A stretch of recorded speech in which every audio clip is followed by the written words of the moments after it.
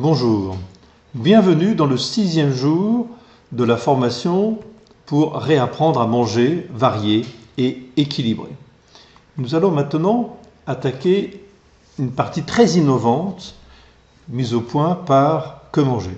C'est le nutritiomètre, base de toutes les analyses nutritionnelles et les notations nutritionnelles des aliments et recettes que nous avons pu voir dans les jours précédents. Et nous allons vous montrer sur quel principe marche ce nutritiomètre.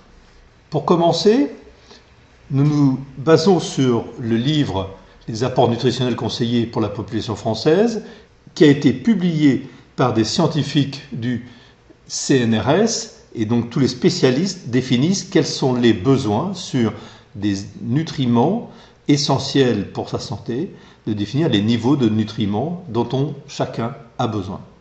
Et à partir du profil physiologique que vous allez définir dans l'application Que manger, effectivement, nous allons pouvoir définir pour chacun un profil individuel nutritionnel. Deuxième partie, nous utilisons des bases de données publiques émises par des scientifiques aussi, sous l'égide de ministères de santé français et canadiens, on y reviendra un petit peu plus tard. Ceci nous permet, à partir des recettes, de pouvoir rajouter une information importante à partir de la liste des ingrédients. Pour chacun de ces ingrédients, faire le lien avec les aliments et leur analyse nutritionnelle qui sont dans ces bases. C'est comme ça que nous pouvons apporter une vision nutritionnelle de votre alimentation. Maintenant, on a commencé à voir avec le planning comment nous faisions pour suivre la consommation alimentaire. En fait, nous introduisons une nouvelle notion qui est le journal de son alimentation. La différence est que le journal, c'est ce que vous avez réellement consommé et associé à la quantité d'alimentation que vous avez consommée, puisque c'est à partir de ces informations-là qu'on va pouvoir finalement faire une analyse beaucoup plus fine sur les quantités réelles apportées en matière, en nutriments, et avec des indicateurs sains et LIM, qui me permettent de pouvoir définir ce tableau de notation de votre alimentation, comme nous l'avons montré aussi pour les aliments et les recettes dans les vidéos précédentes. Alors, ces bases de données, la table SICAL est une table française qui est faite sous l'égide de l'ANSES et qui comporte 1400 aliments consommés en France sur 54 nutriments, sur lesquels nous en avons retenu 34, façon à pouvoir se centrer sur les éléments essentiels. Et là, pour compléter, nous avons pris un fichier canadien qui a plus d'aliments et qui complète pas mal la première table, ce qui nous permet d'avoir effectivement un fichier assez vaste d'éléments nutritionnels. Alors, voilà comment va se présenter votre profil physiologique, puisqu'il faut définir effectivement votre âge, votre taille, votre poids et les activités professionnelles, c'est-à-dire qui vont correspondre aux dépenses énergétiques dont vous avez besoin. Et à partir de ce moment-là, ça vous définit un profil nutritionnel qui est calculé à partir des besoins calculés par scientifiques. Mais vous voyez que là, vous pouvez, avec votre thérapeute, médecin, nutritionniste ou diététicien, pouvoir modifier un certain nombre de valeurs qui vous seront personnalisées et beaucoup plus appropriées pour vos besoins, de façon à ce que, quand vous allez pouvoir analyser votre consommation réelle avec le journal, et bien en fait vous ferez une comparaison avec ces éléments qui auront pu être adaptés et modifiés à votre physiologie propre. Alors, qu'est-ce que c'est que l'équilibre nutritionnel ? C'est en fait le rapport entre les besoins qui sont définis par les scientifiques dans le profil nutritionnel et les apports de la consommation alimentaire. Et donc, le rapport permet de pouvoir tirer pour chacun des 34 nutriments un tableau que nous voyons là, et l'équilibre théorique entre les besoins et ce que vous apportez est théoriquement 100%. Alors, si c'était vraiment que ça serait simple. En réalité, c'est un peu plus compliqué, puisque pour un certain nombre de nutriments, il n'y a théoriquement pas de limite dans la consommation, parce que le corps élimine les excès.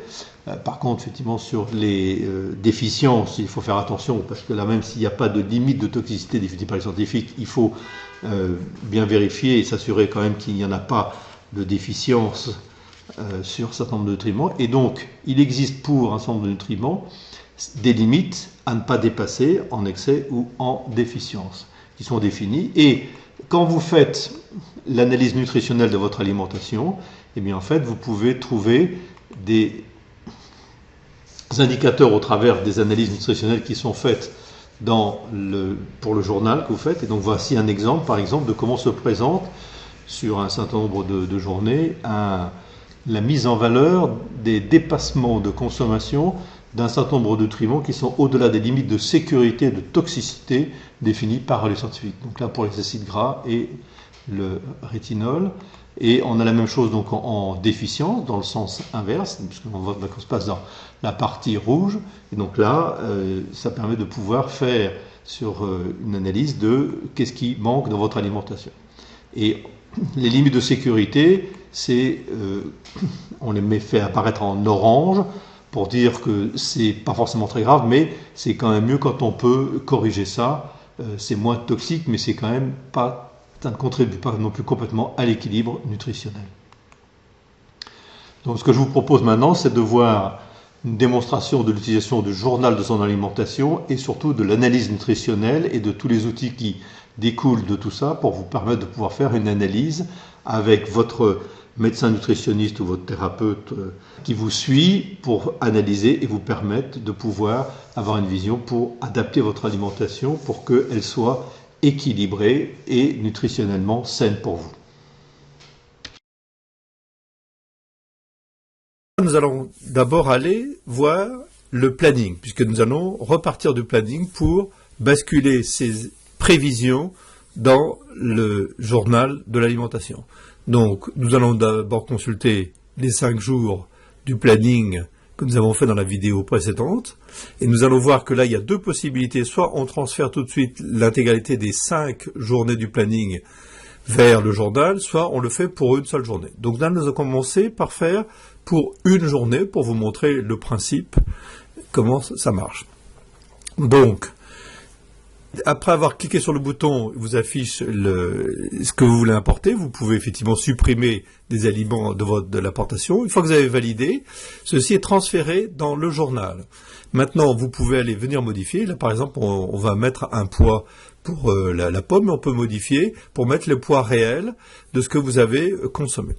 Une fois que ceci est fait, nous allons dans le journal pour voir compléter. Par exemple, on va aller compléter pour les déjeuners. Et donc on va pour la bonne date du planning, on va les compléter d'un fruit. Donc pour ceci, on va choisir dans la liste ici, à taper les premiers caractères du nom. Là, on va prendre des clémentines. Donc on fait clé et on trouve et on met un poids, puisque le caractéristique du journal va être effectivement de définir les poids réels de ce qui sont consommés si on veut faire l'analyse nutritionnelle de façon correcte. Voilà donc la journée complétée de cette clémentine dans notre journal. Donc maintenant nous allons revenir aux 4 autres journées de notre planning. Donc nous allons repartir de la journée qui est à transférer. Donc on ne fait plus que 4 jours. Et donc là, nous allons ces 4 journées-là les transférer intégralement vers le journal, en une seule fois, cette fois-ci. Donc on choisit l'option que nous vous montrons sur la vidéo, pour transférer l'intégralité. Donc là, la même chose, on peut retirer, mais là, on va valider l'ensemble, sachant que vous avez toujours la possibilité, sur votre journal, de venir compléter, supprimer, modifier les poids, etc. Maintenant que cette option sur le journal est faite, on va avoir une autre option qui est le suivi du poids. C'est-à-dire que vous pouvez, pour chaque jour, ou pour les jours que vous pouvez, c'est pas obligé de faire tous les jours, de mettre un poids de votre balance que vous avez fait. Donc ici, on va avoir montré qu'on a fait sur 2 journées. Nous verrons en fin d'analyse statistique qu'il y a un graphique qui reprend toutes les journées pour lesquelles il y a un poids pour faire un graphique de ces poids-là. Voilà, donc ceci pour vous montrer qu'il y a là une option de gestion de suivi de poids dont nous allons voir comment ça se présente plus tard. Voilà, maintenant que le journal est fait, nous allons passer à l'ensemble des analyses. Et nous allons commencer les analyses par aller regarder les alertes nutritionnelles. Et donc on va choisir la période des 5 jours que nous avions planifié pour aller regarder quelles sont les alertes. Donc les alertes, c'est à la fois les aliments intolérants ou qui sont exclus, qui vont être consommés, et là on retrouve les mêmes ingrédients sur les rotations que nous avions vues tout à l'heure dans la vidéo précédente. Là, nous allons nous intéresser maintenant à l'analyse nutritionnelle de votre alimentation sur la même période. Donc là, on va voir sur les 34 nutriments les valeurs nutritionnelles par rapport à votre profil nutritionnel, ainsi que la synthèse sur le sain et grâce à les sucrés. Nous avons aussi pour certains nutriments des limites de toxicité, donc soit à l'excès, soit en déficience. Donc là, nous voyons par exemple que nous avons le calcium, et donc nous regardons dans la vidéo suivante comment on peut aménager et trouver d'autres aliments qui permettraient de pouvoir compenser ça. On a là effectivement les origines des protéines, donc là c'est une statistique qui vous est donnée, et là c'est plus fin, mais pas forcément nécessaire pour vous, mais peut-être plus pour votre nutritionniste. Et donc voilà la courbe de suivi de poids qui prend les points qui ont, sur la période donnée, de comptage de poids que vous avez été fait.